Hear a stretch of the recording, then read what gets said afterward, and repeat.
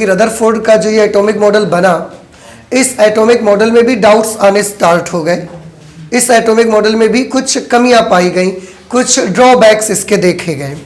तो आज सबसे पहले हम लोग देखेंगे कि रदरफोर्ड के जो एटॉमिक मॉडल बना, रदरफोर्ड का जो परमाणु मॉडल बना था, उसमें कमियां क्या थी आखिरकार। तो यहाँ मैंने लिखा है drawbacks of Rutherford's atomic model. Drawbacks of Rutherford's atomic model means Rutherford के परमाणु मॉडल में आई हुई कमियां। आप ध्यान से समझिएगा, मैं आपको पहले बता देता हूं, इसके बाद जो भी लिखा हुआ है उसको हम लोग पढ़ लेंगे। ड्रॉबैक्स में सबसे पहले तो ये सोचा गया कि रदरफोर्ड के मुताबिक एटम का शेप कैसा सोचा गया। रदरफोर्ड के हिसाब से एटम के बिल्कुल जितना बड़े एटम होता है उसके बीचों बीच एटम का पूरा पॉजिटिव चार्ज रहेगा एक पॉइंट पर, ठीक है, और इलेक्ट्रॉन चारों तरफ उसके कक्षा में चक्कर लगाएंगे अपने अपने ऑर्बिट में। ये रदरफोर्ड के द्वारा सोचा गया कि ये बीच में न्यूक्लियस है पॉजिटिव चार्ज, और आसपास अपने ऑर्बिट में ये इलेक्ट्रॉन्स चक्कर लगाएंगे। यही मॉडल बनाया रदरफोर्ड ने। पर अब इसमें डाउट ये आना शुरू हो गया कि जो इलेक्ट्रॉन है, जो कि न्यूक्लियस के चारों तरफ अपने ऑर्बिट में चक्कर लगा रहा है, इलेक्ट्रॉन एक आवेशित कण होता है। सभी लोग जानते हैं इलेक्ट्रॉन पर ऋणावेश होता है 1.6 × 10⁻⁻19 कूलॉम के बराबर, और ये इलेक्ट्रॉन वृत्ताकार मार्ग में चक्कर लगाता है। अब थोड़ा सा जरा क्लास 11th की चीजें याद करिए।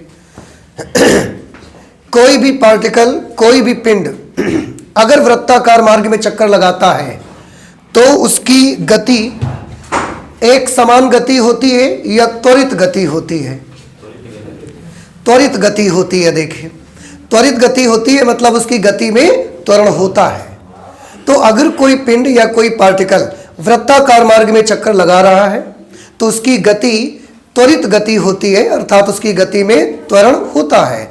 तो अगर इलेक्ट्रॉन नाभिक के चारों तरफ वृत्ताकार मार्ग में ऐसा चक्कर लगाएगा ना, तो उसकी गति भी एक त्वरित गति है, यानी कि उसकी गति में एक्सेलरेशन होगा।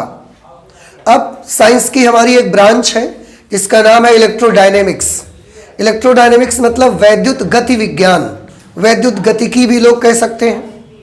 तो इलेक्ट्रोडायनेमिक्स में यह बताया जाता है कि अगर कोई कण आवेशित है और वो त्वरित गति करता है, चार्ज पार्टिकल होने के साथ साथ उसकी गति में त्वरण है, तो ऐसे सिचुएशन पे वो वाला पार्टिकल अपने अंदर से लगातार ऊर्जा का उत्सर्जन करता रहेगा। अपने अंदर से लगातार ऊर्जा का उत्सर्जन करता रहेगा। किस रूप में? विद्युत चुंबकीय तरंगों के रूप में ऊर्जा का उत्सर्जन करता रहेगा वो। ये कहां से पता लगा हमको? ये इलेक्ट्रोडायनेमिक्स से पता लगा, वैद्युत गति विज्ञान से हमको पता लगा, ठीक है। अब इसमें होता क्या है, इलेक्ट्रोडायनेमिक्स क्या कहती है, अब दोनों को मिलाना है आपको। इलेक्ट्रोडायनेमिक्स हमारी साइंस की ब्रांच क्या कहती है कि त्वरित आवेशित कण ऊर्जा का उत्सर्जन करते हैं। मतलब आवेशित कण अगर त्वरित है तो वो अपने अंदर से ऊर्जा निकालेंगे, ये इलेक्ट्रोडायनेमिक्स बोलती है। इधर रदरफोर्ड के मॉडल में जो इलेक्ट्रॉन चक्कर लगा रहे हैं, ये कैसे है? त्वरित गति कर रहे हैं। अब आवेश जो इलेक्ट्रॉन है आवेशित कण भी है और त्वरित गति भी करता है। तो ये इलेक्ट्रॉन त्वरित इलेक्ट्रॉन हुआ कि नहीं हुआ? त्वरित आवेशित कण हो गया, और त्वरित आवेशित कण हो गया तो इलेक्ट्रोडायनेमिक्स के अनुसार जितनी देर ये घूमता रहेगा उतनी देर लगातार इसको क्या करना चाहिए? अपने अंदर से विद्युत चुंबकीय तरंगों के रूप में ऊर्जा का उत्सर्जन करना ही चाहिए इलेक्ट्रोडायनेमिक्स के मुताबिक, ठीक है। अब बात ये आई कि अगर रदरफोर्ड कहते हैं कि इलेक्ट्रॉन नाभिक के चारों तरफ अपने ऑर्बिट में चक्कर लगा रहे हैं, तो इलेक्ट्रॉन त्वरित आवेशित कण है और ये लगातार फिर अपने अंदर से क्या कर रहे होंगे? ऊर्जा का उत्सर्जन भी कर रहे होंगे विद्युत चुंबकीय तरंगों के रूप में। अगर वो लगातार ऊर्जा का उत्सर्जन कर रहे हैं, आप खुद सोचिए, एक पार्टिकल है जिसके पास एनर्जी है और वो लगातार ऐसा चक्कर लगा रहे हैं नाभिक के चारों तरफ या कहीं पर भी, उसके पास कुछ ऊर्जा है और वो लगातार अपनी ऊर्जा उत्सर्जित कर रहा है। अगर कोई पार्टिकल गति करते वक्त लगातार ऊर्जा उत्सर्जित करेगा तो उसकी ऊर्जा का क्या होना चाहिए? कुछ कम हो जानी चाहिए या उतनी ही बनी रहनी चाहिए या और बढ़ जानी चाहिए? कुछ कम हो जानी चाहिए। अब इलेक्ट्रॉन चक्कर लगा रहा है, इलेक्ट्रोमैग्नेटिक वेव्स के रूप में ऊर्जा का उत्सर्जन भी करते जा रहा है और इसकी ऊर्जा लगातार कम हो रही है। अब अगर ऊर्जा कम हो रही है तो एनर्जी कम होने से उसके वृत्ताकार मार्ग की त्रिज्या भी क्या होनी चाहिए? कम होते जानी चाहिए लगातार। अगर वृत्ताकार मार्ग की त्रिज्या कम होते जाएगी, कम होते जाएगी, होते जाएगी, होते जाएगी, तो एक सिचुएशन ऐसी आनी चाहिए कि इलेक्ट्रॉन को आकर के नाभिक में ही गिर जाना चाहिए फिर तो। और अगर इस तरीके से नाभिक के चारों तरफ घूमने वाले सब के सब इलेक्ट्रॉन धीरे धीरे करके नाभिक में ही गिर जाएंगे तो परमाणु तो बचेगा ही नहीं ना, परमाणु तो स्टेबल नहीं रहेगा, एटम तो खत्म। इस तरीके से परमाणु का स्थायित्व बना नहीं रह सकता, परमाणु स्टेबल नहीं हो सकता, क्योंकि जितने भी इलेक्ट्रॉन हैं सब वृत्ताकार मार्ग में चक्कर लगा रहे हैं अकॉर्डिंग टू रदरफोर्ड। सारे के सारे त्वरित आवेशित कण हैं, सब अपने अंदर से ऊर्जा उत्सर्जित कर रहे हैं इलेक्ट्रोडायनेमिक्स के मुताबिक। उनकी ऊर्जा उत्सर्जित होते रहने से उनकी ऊर्जा में कमी आनी चाहिए लगातार। ऊर्जा में कमी आने से उनके वृत्ताकार मार्ग की त्रिज्या कम होते जानी चाहिए और अंत में आकर उन्हें कहां? नाभिक में गिर जाना चाहिए। जैसे ये इलेक्ट्रॉन चक्कर लगा रहा है, अब इस ऊर्जा निकालेगा तो ऊर्जा कम होते रहने से इसके वृत्ताकार मार्ग की त्रिज्या कम होती जाएगी, कम होती जाएगी और एक ऐसी कंडीशन आएगी जब इलेक्ट्रॉन नाभिक में गिर जाएगा। इसका मतलब है जैसा मॉडल रदरफोर्ड ने सोचा है फिर तो ये मॉडल बचेगा ही नहीं ना, क्योंकि सारे के सारे इलेक्ट्रॉन धीरे धीरे करके कहां गिर जाएंगे? न्यूक्लियस में। तो ये तो खत्म हो गया। इसलिए ये बात आई कि ऐसी सिचुएशन पर एटम स्थायी रह ही नहीं सकता। तो रदरफोर्ड से पूछा गया कि भाई ऐसा होगा तो एटम तो स्थायी नहीं रह सकता, लेकिन आपके मॉडल में तो एटम स्थायी है, ऐसा क्यों है? तो इस बात का जवाब उनके पास नहीं था। इसको वो साबित नहीं कर पाए, एक्सप्लेन नहीं कर पाए, ऐसा क्यों होगा इसका जवाब उनके पास नहीं मिला। एक तो ये कमी पाई गई। तो देखो यही लिखा हुआ है सबसे पहले, रदरफोर्ड परमाणु मॉडल में दो कमियां पाई गई। पहला, परमाणु के स्थायित्व के संबंध में। पहली जो कमी थी वो परमाणु के स्टेबिलिटी के रिलेशन में थी कि स्टेबल कैसे हो सकता है एटम। नाभिक के चारों ओर घूमते इलेक्ट्रॉनों में अभिकेंद्र त्वरण होता है। क्यों अभिकेंद्र त्वरण होता है? क्योंकि वो वृत्ताकार मार्ग में चक्कर लगाते हैं और वृत्ताकार मार्ग में चक्कर लगाने वाले किसी भी पार्टिकल के पास अभिकेंद्र त्वरण होता है, क्योंकि सर्कुलर मोशन एक एक्सेलरेटेड मोशन है, अभिकेंद्र त्वरण होता है। अब इलेक्ट्रॉन है और अभिकेंद्र त्वरण भी है उसके पास। विद्युत गति विज्ञान ये साइंस की एक ब्रांच है इलेक्ट्रोडायनेमिक्स के अनुसार त्वरित आवेशित कण। कौन सा कण? त्वरित आवेशित कण। एक ऐसा कण जो आवेश भी हो जिसके पास और त्वरण भी हो। तो यहां पर इलेक्ट्रॉन के पास आवेश भी है और वृत्ताकार मार्ग में घूमने की वजह से अभिकेंद्र त्वरण भी है। एक ऐसा कण जिसके पास आवेश भी हो, त्वरण भी हो। ऐसा कण ऊर्जा यानी कि विद्युत चुंबकीय तरंगे उत्सर्जित करता है। ये हमारी साइंस की ब्रांच में हमको पता लगता है। अतः अब ये इलेक्ट्रॉन अगर ये कर रहा होगा, इलेक्ट्रॉन त्वरित आवेशित कण है तो ये भी ऊर्जा उत्सर्जित कर रहा है फिर तो। अतः नाभिक के चारों ओर विभिन्न कक्षाओं में, नाभिक के चारों तरफ अलग अलग ऑर्बिट में जो भी इलेक्ट्रॉन चक्कर लगाते हैं, जो भी इलेक्ट्रॉन अलग अलग ऑर्बिट में चक्कर लगाते हैं, विभिन्न कक्षाओं में घूमते इलेक्ट्रॉनों से लगातार ऊर्जा उत्सर्जित होनी चाहिए। क्यों? Because they all are accelerated charged particles. Accelerated charged particles, accelerated है, चार्ज पार्टिकल तो है ही वो। ऊर्जा उत्सर्जित होनी चाहिए। इस प्रकार इलेक्ट्रॉनों की ऊर्जा का ह्रास होने के कारण, अब एक सैटेलाइट है जो अर्थ के चारों तरफ ऐसा चक्कर लगा रहा है, अगर उसकी ऊर्जा बार बार उससे निकलती ही रहेगी कॉन्टिन्यूअसली, तो एक टाइम तो ऐसा आएगा सैटेलाइट की पूरी ऊर्जा क्या हो जाएगी? खत्म हो जाएगी। तो ऊर्जा ह्रास होने के कारण, क्योंकि ऊर्जा निकल रही है तो ऊर्जा का लॉस हो रहा होगा इलेक्ट्रॉनों की। उनके वृत्तीय पथ की त्रिज्या लगातार कम होती जानी चाहिए। उनका जो सर्कुलर पाथ है उसका रेडियस भी लगातार कैसा होना चाहिए, कम होते जाना चाहिए। एक ही रेडियस में नहीं घूम पाएंगे क्योंकि एनर्जी कम हो रही है उनकी भाई। जैसे आप दौड़ना अगर शुरू करते हो, शुरुआत में आपके पास ज्यादा एनर्जी है तो आप तेज दौड़ सकते हो।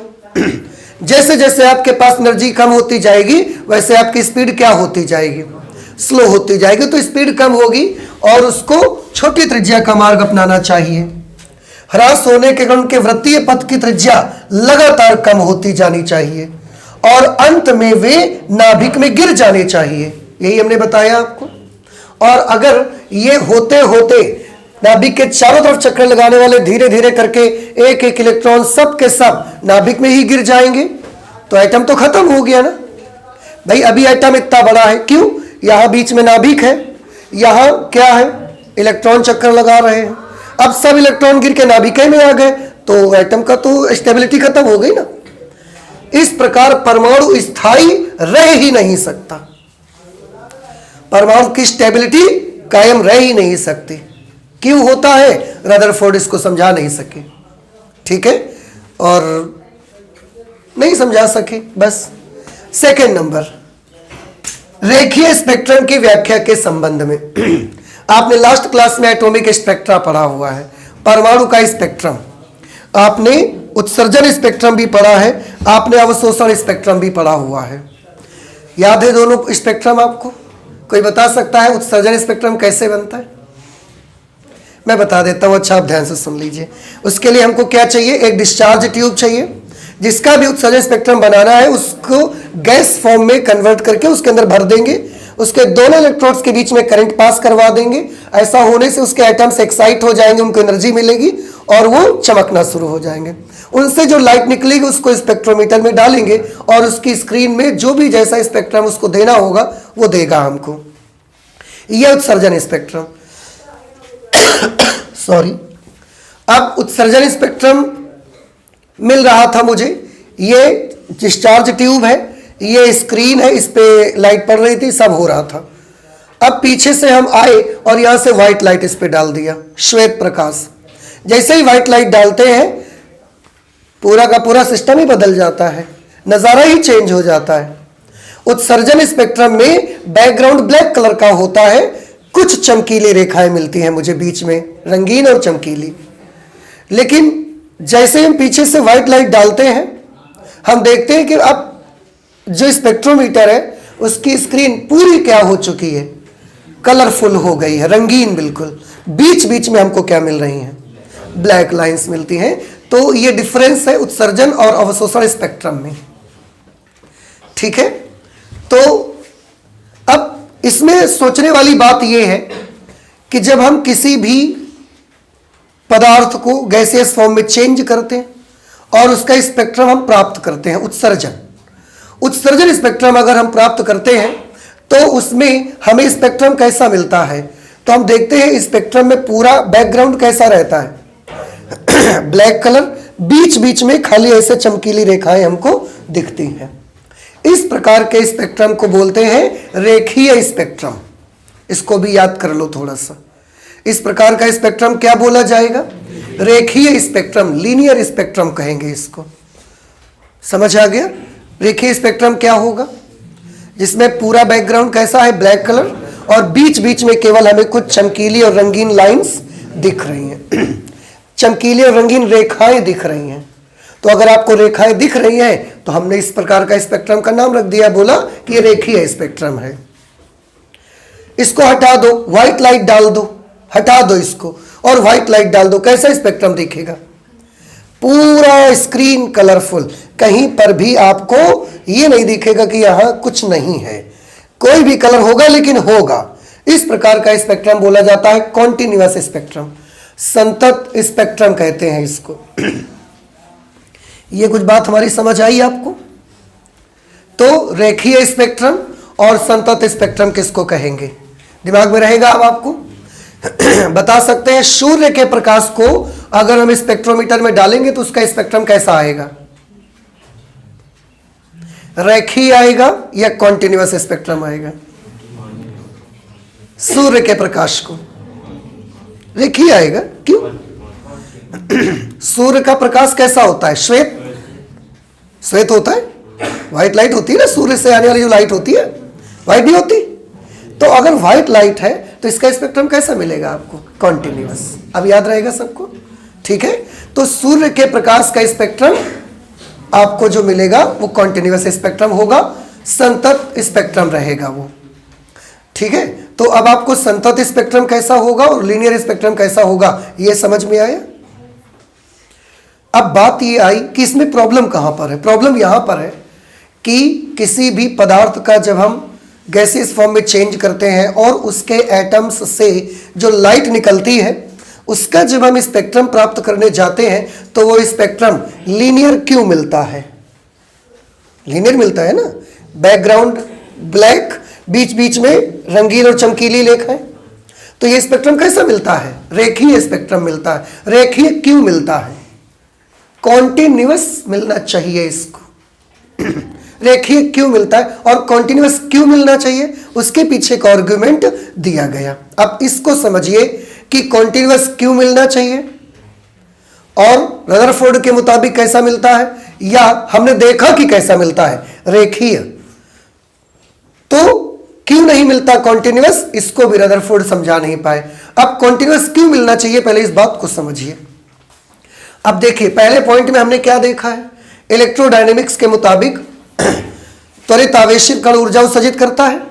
अब एक बात तो हम समझ गए कि इलेक्ट्रॉन ऐसे चक्कर लगाएगा और धीरे धीरे करके आके क्या हो जाएगा, नाभिक में गिर जाएगा। अब अगर वो नाभिक में गिर जाएगा, थोड़ा ध्यान से समझिएगा, जब ये ऐसा इसके वृत्ताकार मार्ग की त्रिज्या धीरे धीरे कम होने लगेगी, धीरे धीरे कम होगी कि एक साथ कम हो जाएगी, बिल्कुल से धीरे धीरे कम होगी, तो धीरे धीरे इसके अंदर से ऊर्जा भी धीरे धीरे क्योंकि उत्सर्जित हो रही है तो इसकी एनर्जी धीरे धीरे कम होगी। ऐसा तो होगा नहीं कि अभी इस ऑर्बिट में चक्कर लगा रहा है और वहां छोड़ के अचानक यहां अपीयर हो जाएगा, आपको इसमें चक्कर लगाने लगेगा। वो तो कॉन्टिन्यूअसली ऐसा आ रहा है ना, धीरे धीरे नीचे की तरफ। तो ये अचानक से तो यहां छोड़ के बिल्कुल यहां नहीं आ जाता ना, अचानक से तो आता नहीं है। वो कैसे आता है? धीरे धीरे आता है, स्टेप बाय स्टेप आता है। तो इसकी एनर्जी का ह्रास भी कैसा होना चाहिए? धीरे धीरे होना चाहिए या एकदम से ऊर्जा का लॉस हो जाना चाहिए? धीरे धीरे ऊर्जा का लॉस होना चाहिए। अगर धीरे धीरे ऊर्जा का लॉस होना चाहिए तो उसके अंदर से हर आवृत्ति की ऊर्जा निकलनी चाहिए।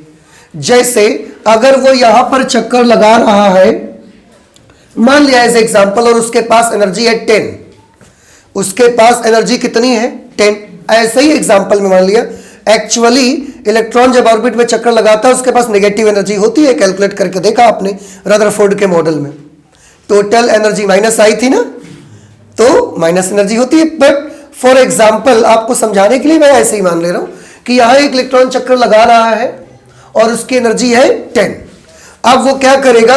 धीरे धीरे ऐसा नाभिक की तरफ चल रहा है, धीरे धीरे। तो पहले उसकी एनर्जी है 10 से थोड़ी कम हुई तो 9 हो गई, थोड़ी ऊर्जा क्योंकि लगातार निकाल रहा है, 9 से क्या हो गई? 8 हो गई, फिर 7 हुई होगी, फिर 6 हुई होगी, 5 4 3 2 1 0, और नाभिक में कूद गया, चला गया नाभिक। इतना समझ में आया? अब ऐसा होना चाहिए, या 10 एनर्जी से चक्कर लगा रहा है, अचानक से ऐसा हुआ एनर्जी रह गई 4 और वो जंप करके यहां पर आ गया, कि ऐसा होना चाहिए। आंसर है उसके अंदर से ऊर्जा का ह्रास धीरे धीरे हो रहा है, तो उसकी ऊर्जा में कमी भी कैसी होनी चाहिए? धीरे धीरे होनी चाहिए। तो कौन सा पैटर्न बनना चाहिए? 10 से डायरेक्ट 4 वाला, या 10 9 8 7 6 5 4 3 2 1 0 वाला?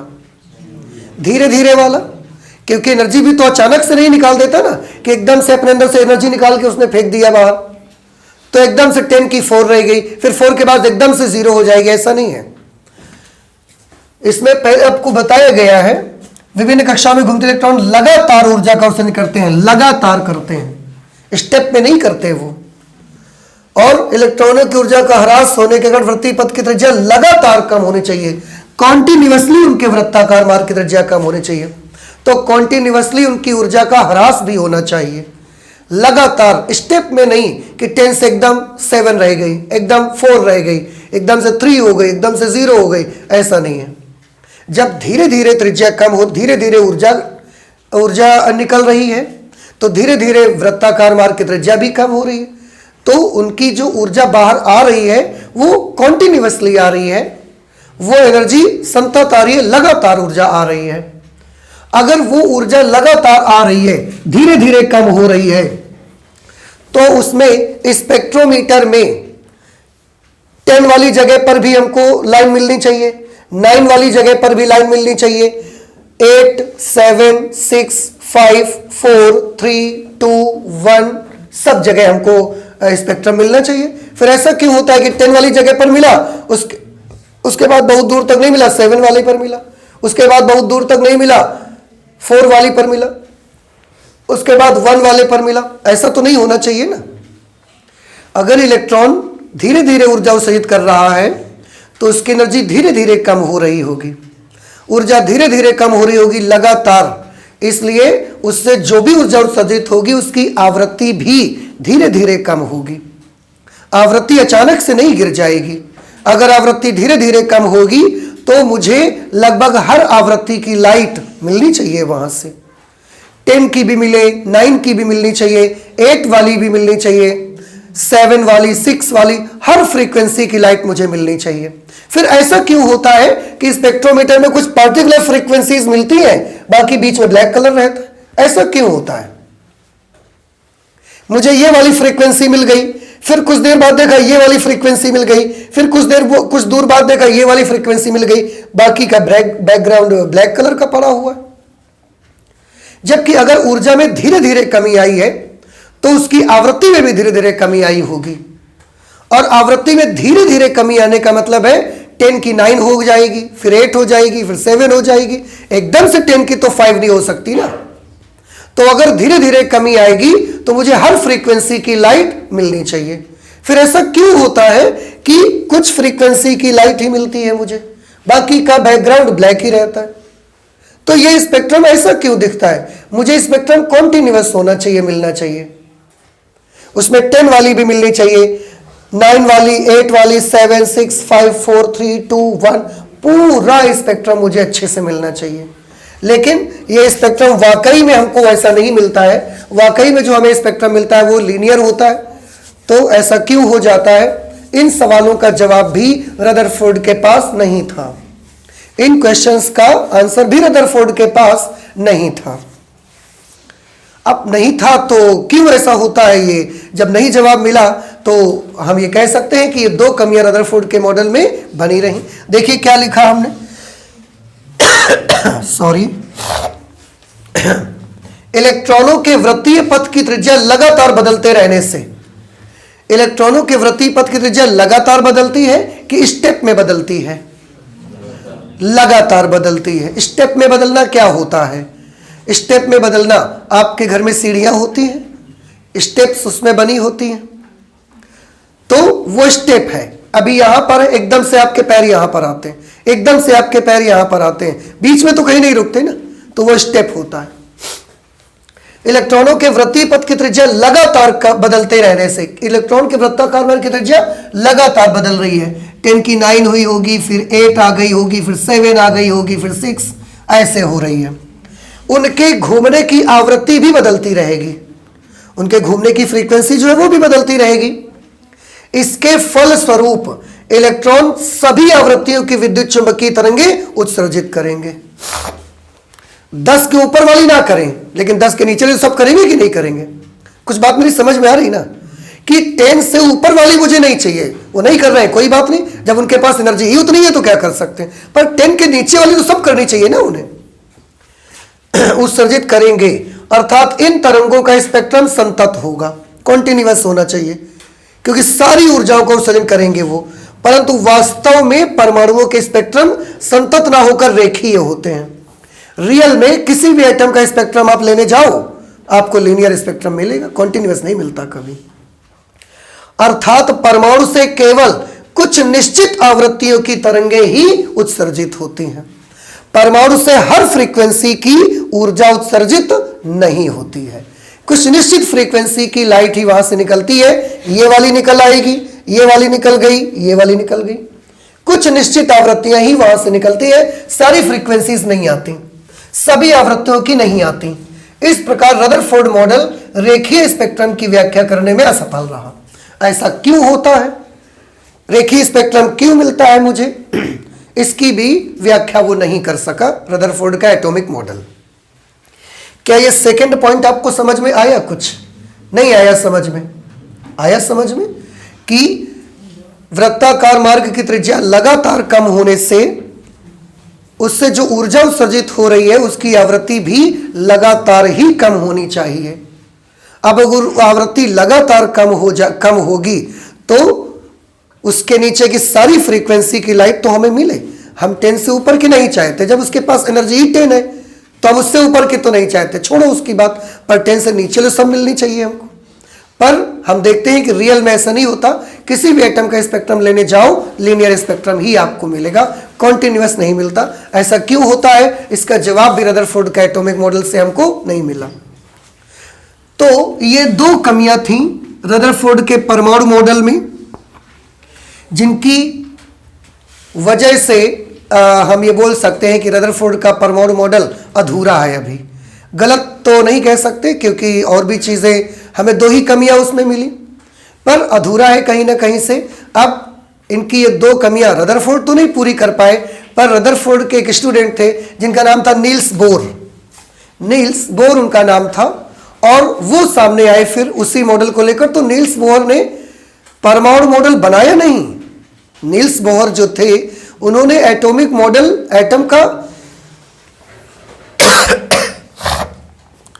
का जो मॉडल है उन्होंने बनाया नहीं उसको। रदरफोर्ड के बने बनाए मॉडल में ही जो दो कमियां आ चुकी थी उन्होंने केवल दूर करने का, उन दो कमियों को दूर किया केवल उन्होंने, नील्स बोहर ने, जो कि रदरफोर्ड के ही स्टूडेंट थे। तो अगला पॉइंट जो हम लोग स्टडी करेंगे वो ये स्टडी करेंगे कि नील बोहर ने अपने हिसाब से क्या बताया और कैसे आखिरकार उन्होंने रदरफोर्ड के एटॉमिक मॉडल में आई हुई दोनों कमियों को कैसे दूर कर दिया। जो व्याख्या रदरफोर्ड नहीं कर सके, नील बोहर ने वो काम कैसे कर दिखाया, इसको हम लोग स्टडी करेंगे।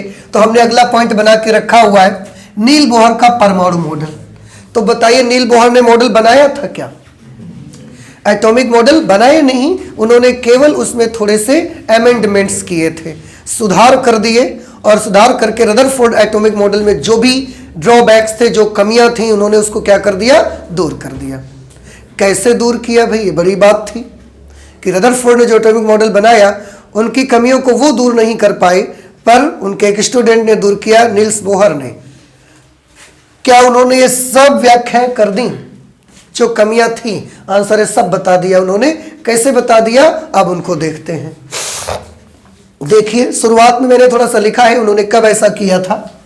सन 1913 में प्रोफेसर नील बोहर ने रदरफोर्ड मॉडल में मैक्स प्लांक का क्वांटम सिद्धांत लगा दिया।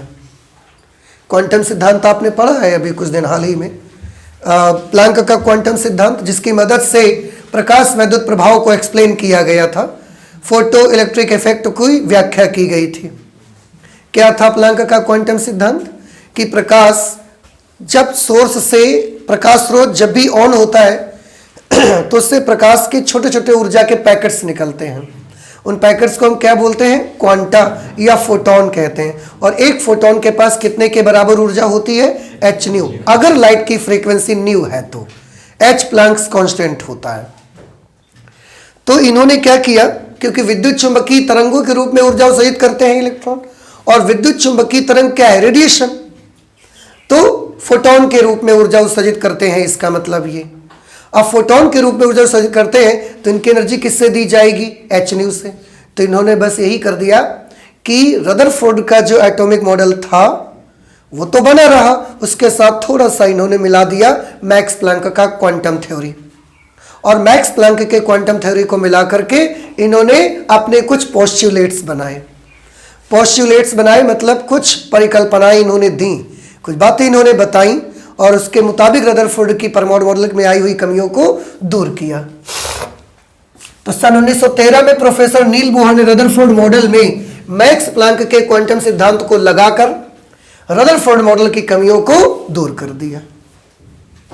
ठीक है, अभी कैसे मान लें कि दूर कर दिया, पहले तो बताया तो जाए क्या हुआ।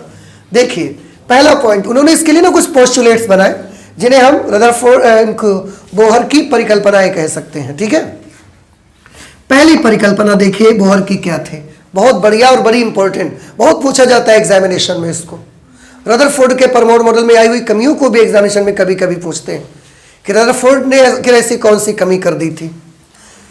और ये और भी ज्यादा इंपॉर्टेंट है। सबसे पहले उन्होंने बताया अपना जो पॉइंट लिखा कि इलेक्ट्रॉन केवल उन्हीं कक्षाओं में घूम सकते हैं जिनमें उनका कोणीय संवेग h/2π का पूर्ण गुणज हो।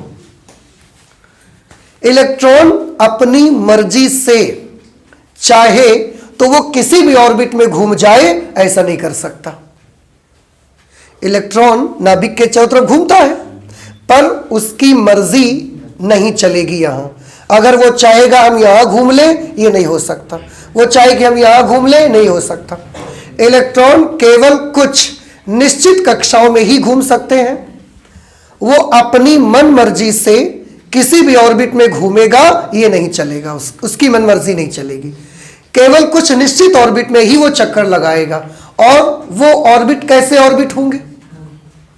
वो ऑर्बिट ऐसे ऑर्बिट होंगे कि जब उनमें वो घूमेगा ना तो उसका कोणीय संवेग एंगुलर मोमेंटम h/2π का पूर्ण गुणज होना चाहिए। पूर्ण गुणज का मतलब है h/2π का पूर्ण गुणज, मतलब h/2π। पूर्ण संख्याएं कौन सी होती हैं? 0, 1, 2, 3, 4, 5, 6, 7, यही तो पूर्ण नंबर होते हैं।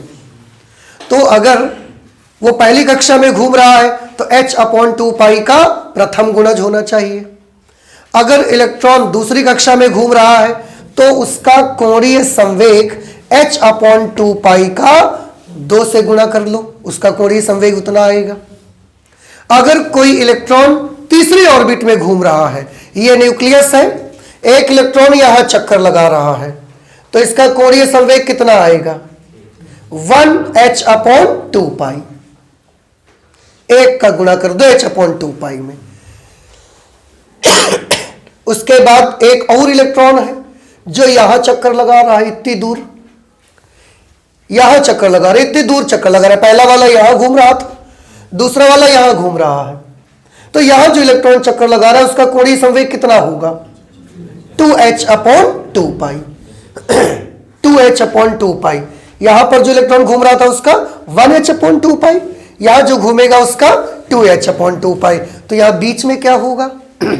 आंसर है खाली, कुछ नहीं है। यहां एक इलेक्ट्रॉन यहां चक्कर लगा रहा है, अगला इलेक्ट्रॉन उससे 4 गुना डिस्टेंस पर यहां चक्कर लगाएगा। बीच में सब खाली है, कुछ नहीं है बीच में। और बीच में कोई इलेक्ट्रॉन चक्कर लगा सकता। अगर ये वाले इलेक्ट्रॉन के किसी दिन मन आ जाए कि लाओ थोड़ा यहां टहल ले, पॉसिबल नहीं है, नहीं हो सकता। या इस वाले इलेक्ट्रॉन का मन आ जाए थोड़ा नीचे आ जाए, नहीं कर सकता वो। तो इलेक्ट्रॉन केवल उन्हीं ऑर्बिट में चक्कर ही लगाएंगे जिनमें उनका कोणीय संवेग कितना आएगा? h/2π के पूर्ण गुणज के बराबर होगा। अदरवाइज जिन ऑर्बिट्स में इलेक्ट्रॉनों का कोणीय संवेग h/2π का गुणज नहीं होगा उनमें वो चक्कर नहीं लगाएंगे।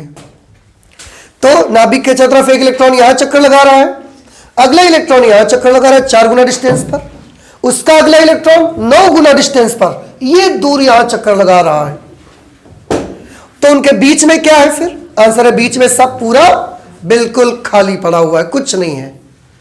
तो पहली कक्षा में चक्कर लगाने वाले इलेक्ट्रॉन का कोणीय संवेग बताइए कितना होगा? h/2π। दूसरे ऑर्बिट में जो चक्कर लगाएगा 2h/2π। Very good. Third orbit में एक इलेक्ट्रॉन चक्कर लगा रहा है, उसका कोणीय संवेग 3h/2π। और अपनी मन मर्जी से इलेक्ट्रॉन कहीं भी चक्कर लगा लेगा, यह संभव नहीं है। समझ आया? यह नहीं हो सकता।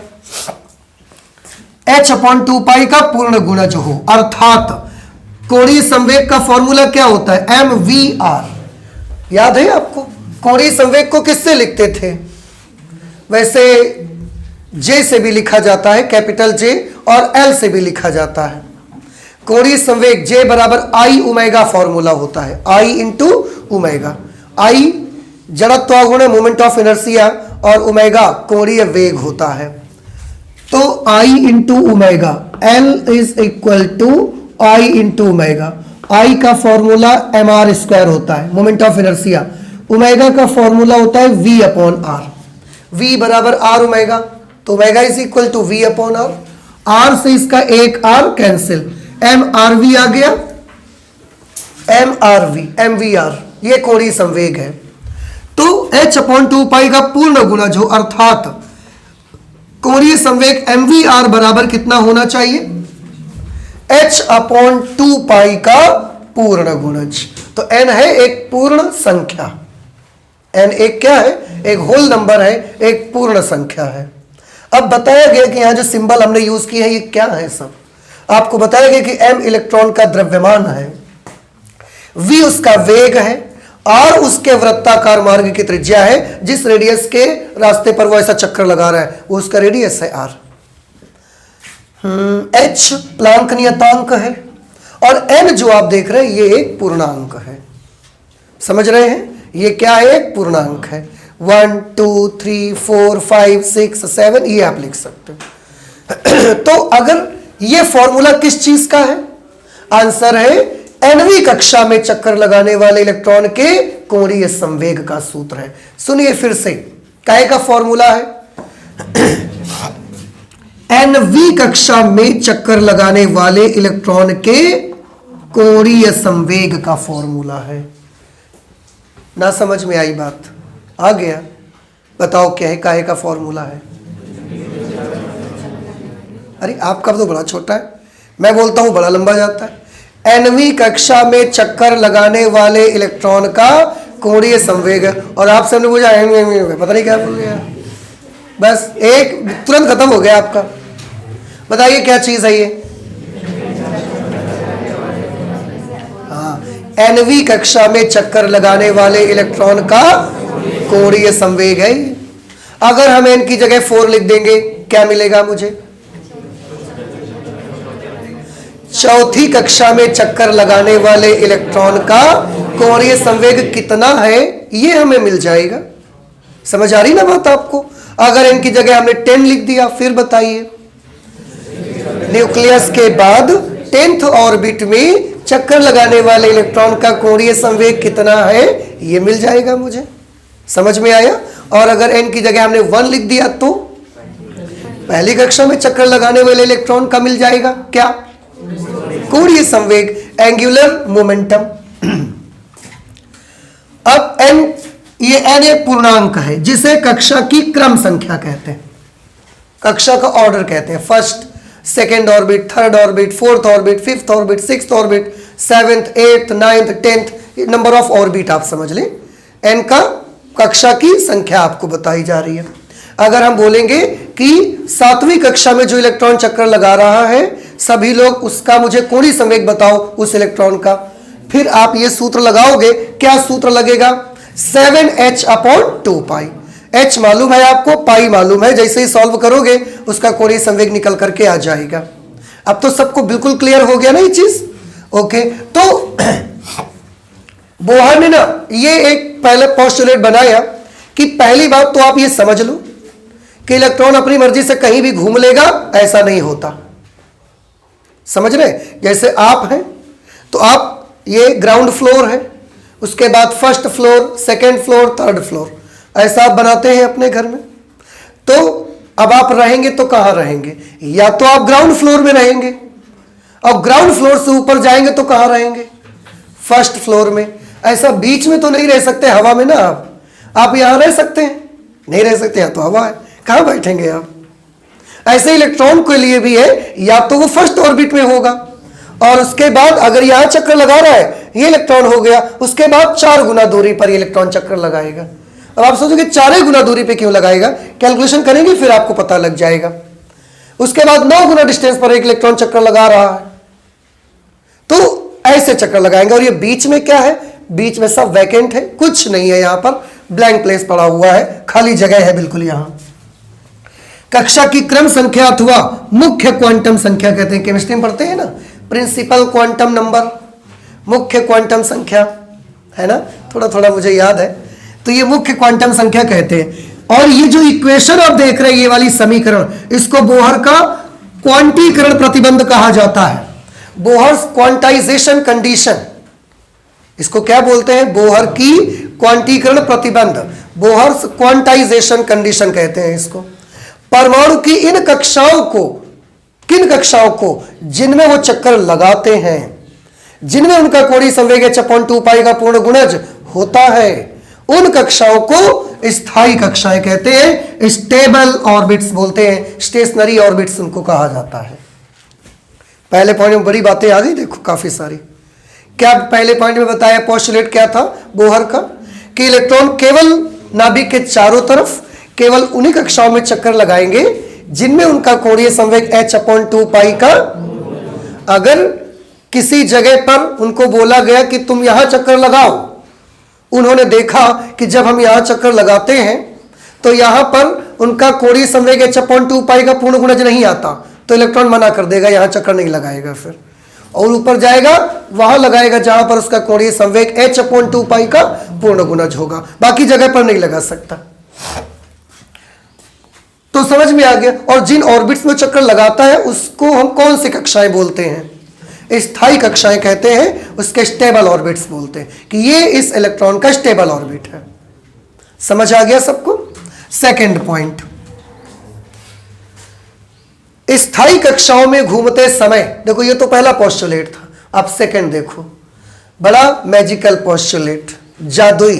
और पहली जो कमी थी ना, एक झटके में पहली कमी खत्म। कैसे? स्थायी कक्षाओं में, अब स्थायी कक्षा का मतलब समझ गए आप? स्थायी कक्षाओं में घूमते समय इलेक्ट्रॉन ऊर्जा का उत्सर्जन नहीं करते। और यहां क्या बात आ रही थी कि इलेक्ट्रॉन कैसा है? एक एक्सिलरेटेड चार्ज्ड पार्टिकल है, त्वरित आवेशित कण है, तो वो लगातार ऊर्जा का क्या कर रहा होगा? उत्सर्जन। पर इसने वो चीज ना जड़ से ही खत्म कर दिया। इसने बोला कि जब इलेक्ट्रॉन अपनी स्थायी कक्षा में चक्कर लगाएगा उस वक्त वो अपने अंदर से ऊर्जा का उत्सर्जन नहीं करेगा। तो वो बात तो खत्म हो गई पूरी तरीके से। जब ऊर्जा उत्सर्जन करेगा ही नहीं तो ऊर्जा लॉस नहीं होगी। जब ऊर्जा लॉस होगी ही नहीं तो उसके वृत्ताकार मार्ग की त्रिज्या कम नहीं होगी। जब वृत्ताकार मार्ग की त्रिज्या कम नहीं होगी तो नाभिक में गिरेगा नहीं, और इस तरीके से परमाणु लगातार कैसा बना रहेगा? स्थायी बना रहेगा। तो उसने वो चीज ना जड़ से ही खत्म कर दिया, ऊर्जा उत्सर्जन वाली बात ही खत्म कर दी कि जब इलेक्ट्रॉन अपने स्टेबल ऑर्बिट में चक्कर लगाएगा उतनी देर तक वो अपने अंदर से एनर्जी का एमिशन नहीं करेगा। पहले तो ये समझ लो आप। हां, अगर बाई चांस उसको किसी कारण से अपना ऑर्बिट छोड़ना पड़ेगा, चक्कर लगा रहा है यहां पर, छोड़ के उसको अचानक से ऐसा ऊपर किसी ऑर्बिट में जाना पड़ा, तो वो ये काम कर सकता है। लेकिन जितनी देर अपनी स्टेबल ऑर्बिट में चक्कर लगाएगा उतनी देर तक वो एनर्जी को एमिट नहीं करेगा। ये चीज ना उसने जड़ से ही खत्म कर दिया, एनर्जी उत्सर्जन का काम। उत्सर्जन नहीं करते हैं, यद्यपि उनमें अभिकेंद्र त्वरण होता है। अब आप इलेक्ट्रोडायनेमिक्स का हवाला देकर ये मत बोलना कि एनर्जी कम हो रही है उसकी। उसने बोला कि यद्यपि उनके पास अभिकेंद्र त्वरण होता है, अभिकेंद्र त्वरण भी होता है, आवेशित कण भी है वो, लेकिन अब इलेक्ट्रोडायनेमिक्स का हवाला आप नहीं दे सकते। अब हमको आप बार बार ब्लैकमेल नहीं कर सकते कि ये त्वरित आवेशित कण है तो इलेक्ट्रोडायनेमिक्स के अनुसार इसकी एनर्जी कम होनी चाहिए। उसने बोला इलेक्ट्रोडायनेमिक्स कुछ नहीं, उसके पास त्वरण भी है, उसके पास आवेश भी है, लेकिन जितनी देर वो स्थायी कक्षा में चक्कर लगाएगा उतनी देर आप हमको इलेक्ट्रोडायनेमिक्स की बात ना बताओ, उतनी देर ऊर्जा का उत्सर्जन नहीं करेगा वो। अतः परमाणु का स्थायित्व तो बना रहेगा। समझ आ गया आपको? सेकंड पोस्टुलेट क्या सेकंड पोस्टुलेट में आया कि जितनी देर तक इलेक्ट्रॉन अपने स्टेबल ऑर्बिट में चक्कर लगाएगा उतनी देर तक वो ऊर्जा का उत्सर्जन नहीं करेगा। और आप बीच में बार बार हमको ये भी नहीं कहोगे कि एक्सिटेड चार्ज पार्टिकल है और इलेक्ट्रोडायनेमिक्स ऐसा बोल रही है। क्यों? क्योंकि ये उसकी स्टेबल ऑर्बिट है, और स्टेबल ऑर्बिट में जब वो चक्कर लगाएगा वो ऊर्जा उत्सर्जित नहीं करेगा। अब आप अगर नहीं मानते हो, आप मानते हो नहीं करेगा ही, तो फिर अपन बात बताओ। तो आपके पास कोई बात है नहीं बताने के लिए। थर्ड पॉइंट, अब यह हो सकता है इलेक्ट्रॉन का एक ऑर्बिट से दूसरे ऑर्बिट में जाना और आना अलाउड है, यह कर सकता है वो। एक इलेक्ट्रॉन जो यहां चक्कर लगा रहा है, उसके बाद 4 गुना डिस्टेंस पर दूसरा ऑर्बिट उसका पड़ेगा, बीच में तो कुछ है नहीं। उसके बाद 9 गुना डिस्टेंस पर तीसरा ऑर्बिट पड़ेगा, उसके बीच में कुछ नहीं है। तो ये वाला इलेक्ट्रॉन सेकंड में, थर्ड में, फोर्थ में जा सकता है, जा भी सकता है, आ भी सकता है, ये अलाउड है और इसका नाम रखा गया। ध्यान से सुन लो, ये बहुत नाम आगे आने वाला है कि जब इलेक्ट्रॉन एक ऑर्बिट से दूसरे ऑर्बिट में जाता है तो उसका हमने नाम रखा संक्रमण, कि वो क्या कर रहा है, संक्रमण कर रहा है, ट्रांजिशन बोलते हैं उसको अंग्रेजी में। कहीं नोट कर लीजिए जरा अपनी कॉपी पे, ऊपर जगह पड़ी हुई है, चलो नोट करो जल्दी से। इलेक्ट्रॉन का एक कक्षा से दूसरी कक्षा में जाना संक्रमण कहलाता है, अंग्रेजी में ट्रांजिशन कहते हैं। इलेक्ट्रॉन का एक कक्षा से दूसरी कक्षा में जाना, इलेक्ट्रॉन का एक कक्षा से दूसरी कक्षा में जाना सॉरी, इलेक्ट्रॉन का एक कक्षा से दूसरी कक्षा में जाना संक्रमण कहलाता है, ट्रांजिशन, ट्रांजिशन कहलाता है। बउआ हो, कर लिया नोट आपने? तो अगर इलेक्ट्रॉन इस ऑर्बिट से दूसरे में जाएगा तो उसने क्या किया, ट्रांजिशन किया। उधर से इधर आ गया तो भी उसने ट्रांजिशन किया। बस जब नीचे से ऊपर जाएगा इसको बोला करेंगे अवशोषण संक्रमण, और जब वो ऊपर से नीचे आएगा तो हम बोलेंगे उत्सर्जन संक्रमण। क्यों, अभी पता लग जाएगा आपको। देखो थर्ड पॉइंट, अब ये याद रहेगा। अगर हम बोलेंगे, अगर मैंने बोल दिया कि इलेक्ट्रॉन पहली कक्षा से दूसरी कक्षा में संक्रमण करता है, आप समझ गए क्या हुआ? क्या हुआ बताओ? हमने बोला एक इलेक्ट्रॉन है जो फर्स्ट ऑर्बिट से सेकेंड ऑर्बिट में संक्रमण करता है। क्या समझ पाए आप? कि वो पहले ऑर्बिट से दूसरे ऑर्बिट में चला गया, बस ठीक है। हमने बोला एक इलेक्ट्रॉन है जो तीसरी कक्षा से पहली कक्षा में संक्रमण करता है। क्या पता चला आपको? कि तीसरी कक्षा से उसने जंप लगाई और पहली कक्षा में आ गिरा, ठीक है। संक्रमण का ये मीनिंग है। देखिए, जब परमाणु को किसी कारणवश बाहर से ऊर्जा मिलती है, एक एटम है, बाहर से कहीं से हमने उसको ऊर्जा दिया, ये वही वाली बात आ गई कि डिस्चार्ज ट्यूब में आपने गैस को भरा और इलेक्ट्रिसिटी पास करवा दिया। तो इलेक्ट्रॉन दौड़ के जाते हैं, परमाणुओं को टक्कर मारते हैं, अपनी ऊर्जा इसको दे देते हैं, तो परमाणु को क्या मिल गई? ऊर्जा। तो जब परमाणु को किसी कारणवश बाहर से ऊर्जा मिलती है तो उसका कोई इलेक्ट्रॉन, जिसको भी एनर्जी अपना मिल जाएगी जाके।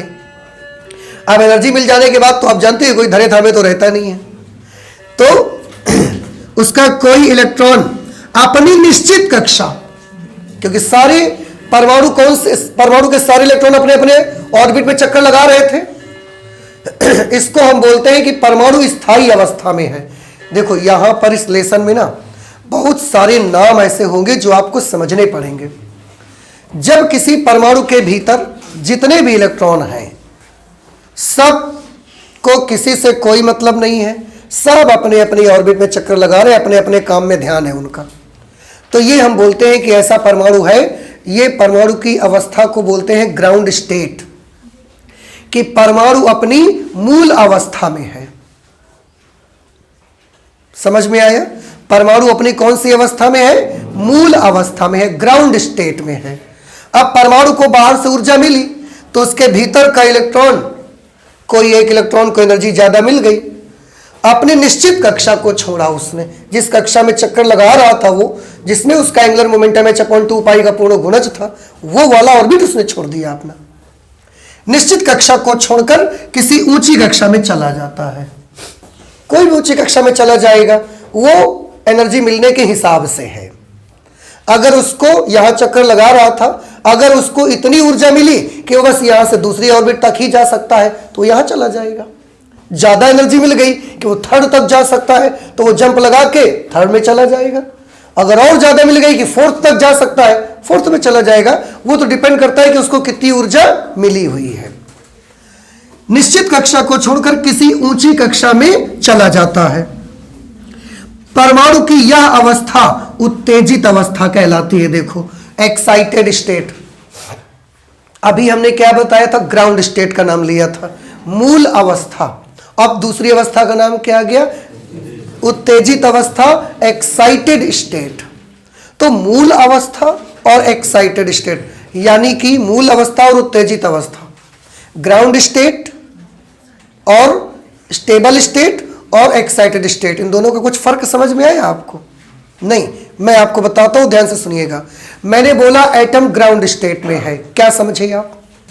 कि उसके भीतर जितने भी इलेक्ट्रॉन्स हैं सब बेचारे अपनी अपनी स्थायी कक्षाओं में क्या कर रहे हैं, चक्कर लगा रहे हैं। किसी को किसी कोई से मतलब नहीं है, सब अपनी अपनी ड्यूटी में बिल्कुल लीन है। अब हमने बोला ये एक एटम है और ये एटम एक्साइटेड स्टेट में है। अब आप क्या समझ गए? अब आपको समझ जाना चाहिए कि अगर ये एटम एक्साइटेड स्टेट में है, मतलब इसके भीतर का कोई ना कोई इलेक्ट्रॉन अपनी निश्चित कक्षा को छोड़ करके किसी ऊंची कक्षा में गया है इस समय। कुछ बात हमारी समझ में आ रही है?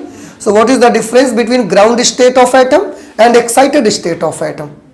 अब आपको समझ में आ गया? बताइए, एक परमाणु ग्राउंड स्टेट में है, व्हाट डू यू मीन? कि उसमें जितने भी इलेक्ट्रॉन्स हैं सब के सब अपनी स्थायी कक्षाओं में ही चक्कर लगा रहे हैं, कोई कहीं गया नहीं है। अभी किसी ने अपना ऑर्बिट छोड़ा नहीं है, कोई कहीं गया नहीं है। अब हमने बोला एक एटम है, वो एक्साइटेड स्टेट में है। अब बताइए उसका क्या मतलब हो गया? एक्साइटेड स्टेट में होने का मतलब जरूर उसका कोई ना कोई इलेक्ट्रॉन उसने अपना क्या किया होगा, अपनी निश्चित कक्षा को छोड़ा होगा और इस समय वो किसी ऊंची कक्षा में, किसी हायर एनर्जी लेवल पे, हायर स्टेट पे गया है अभी, इसीलिए बोला जा रहा है एक्साइटेड स्टेट है उसका। समझ आ गया अब आपको? कभी आपको गुस्सा आ जाता है, फिर बोलते हैं अभी तो आप बड़ा आराम से हो, फिर आपको अचानक गुस्सा आ गया, फिर बोलते हैं अरे ये तो एक्साइटेड हो गया भाई, है ना? उत्तेजित अवस्था कहलाती है। इलेक्ट्रॉन, अब देखो ये इलेक्ट्रॉन निकल के ऊपर वाली कक्षा में गया, इलेक्ट्रॉन यहां से निकलकर, मैं ये आपको नोट कर लिया तो मैं इसको थोड़ा हिस्सा साफ कर दूं, है ना? इसकी जरूरत हमको नहीं है, थोड़ा सा समझाने के लिए। देखो ये न्यूक्लियस है पॉजिटिव, इसके चारों तरफ एक इलेक्ट्रॉन ये चक्कर लगा रहा, उसके बाद दूसरा ऑर्बिट ये है, उसके बाद तीसरा ऑर्बिट ये है। अब ये इलेक्ट्रॉन क्या कर रहा था, ऐसे चक्कर लगा रहा था। एटम को बाहर से ऊर्जा मिली और ऊर्जा मिलते ही इसने अपना ऑर्बिट छोड़ के इसमें चक्कर लगाना शुरू कर दिया। देखो इसने, अब इस ऑर्बिट में क्या पहले से कोई इलेक्ट्रॉन नहीं था? इस ऑर्बिट में पहले से ही इलेक्ट्रॉन था। तो जो ये इलेक्ट्रॉन गया है फिर इसका क्या होगा? एक इलेक्ट्रॉन पहले से है, ये इलेक्ट्रॉन यहां पर गया है, ऊर्जा मिली है तो गया ना ये यहां पर। इसका मतलब है इसके पास ऊर्जा है, बढ़ चुकी है इसकी ऊर्जा। समझ रहे हैं? बड़ी ऊर्जा तभी तो यहां पहुंचा है जंप करके। जब यहां ये पहुंचा तो इसने देखा यार ये ऑर्बिट तो हमारे लिए तो नहीं है, ये ऑर्बिट उसके लिए है जिसका कोणीय संवेग 2h/2 पाई है, जबकि इस इलेक्ट्रॉन का कोणीय संवेग कितना था? h/2 पाई। इसने देखा कि ये ऑर्बिट मेरे लिए नहीं है, ऊर्जा लेके एक्साइटेड होके पहुंच तो गया वहां पर वहां जाके देखा कि ये ऑर्बिट तो पहले से ही भरा हुआ है, ये ऑर्बिट पे तो पहले से इंगेज्ड है, पहले से ही लोग मतलब इलेक्ट्रॉन इसमें चक्कर लगा रहा है, मेरे लिए तो यहां जगह नहीं है। अब ये क्या करता है, ये बहुत जल्दी जैसे ही यहां जाता है तुरंत ये वापस आना स्टार्ट कर देता है। केवल 10⁻⁸ सेकंड तक रुकता है बस। 1 माइक्रोसेकंड से भी 100वें भाग के बराबर, 1 माइक्रोसेकंड 10⁻⁶ सेकंड, उसके भी 100वें भाग के बराबर वहां रुकता है। और जब देखा इसने कि ये मेरा ऑर्बिट नहीं है, ये ज्यादा एनर्जी का ऑर्बिट है, तो ये चक्कर नहीं लगाता है और ये फिर वापस आ जाता है। ऊर्जा लेके यहां गया था, अब जब ये वापस आता है तो क्या होगा? देखो जब यहां पर गया था इसके पास ऊर्जा कैसी हो चुकी थी? ज्यादा। अब ये यहां फिर चक्कर लगाने वापस आ रहा है, तो इस ऑर्बिट में तो कम ऊर्जा से ही चक्कर लगा सकता है, ज्यादा ऊर्जा से तो चक्कर नहीं लगा पाएगा।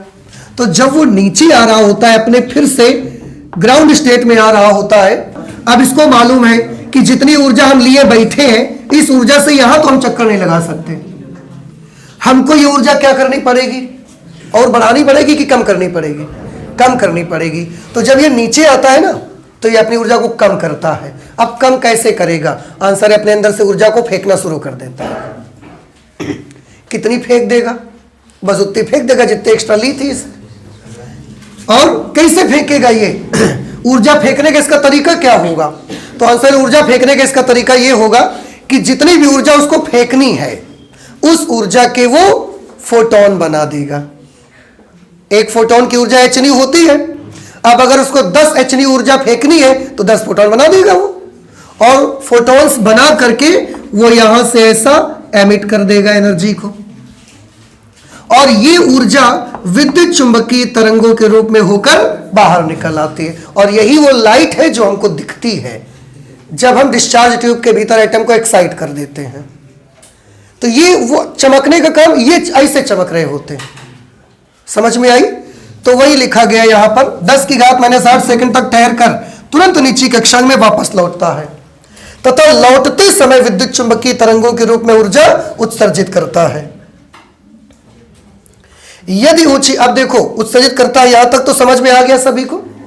अब उन्होंने थोड़ा सा बताया कि अगर ऊंची कक्षा में इलेक्ट्रॉन की ऊर्जा EI है, बताइए इस वाली स्टेट में ऊर्जा उत्सर्जन हो रहा है, जब ऊपर से नीचे आता है तब ऊर्जा उत्सर्जित करता है, जब हायर स्टेट से लोअर स्टेट में आता है तब एनर्जी अपने अंदर से निकालता है वो।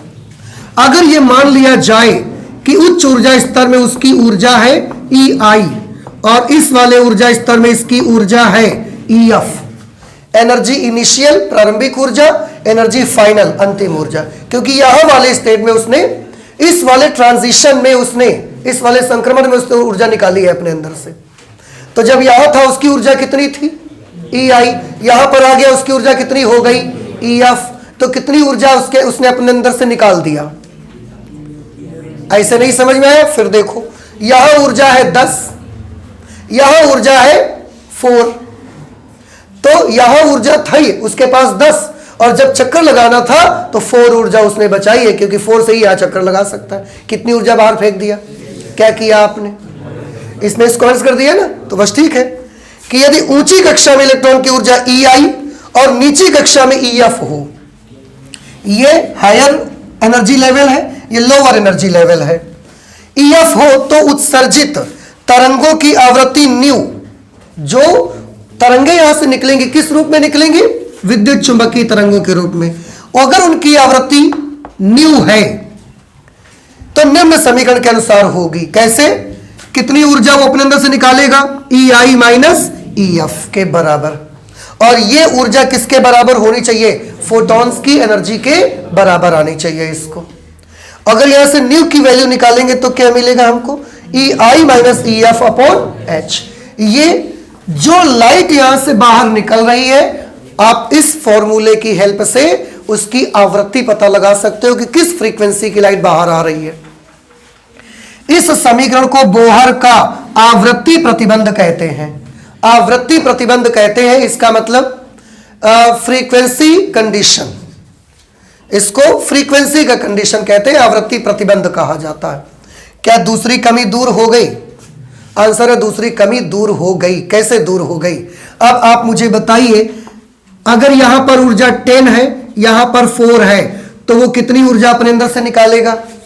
क्या 5 निकाल कर वो ये काम कर सकता है, क्या 4 निकाल के वो काम कर सकता है, 3 निकाल के 2 1 नहीं कर सकता ना। तो 10 के बाद सीधे उसको कितनी निकालनी पड़ेगी, 6 ही निकालनी पड़ेगी। हर फ्रीक्वेंसी की लाइट वो अपने अंदर से नहीं निकाल सकता। देखो ये डिपेंड करता है EI - EF पर।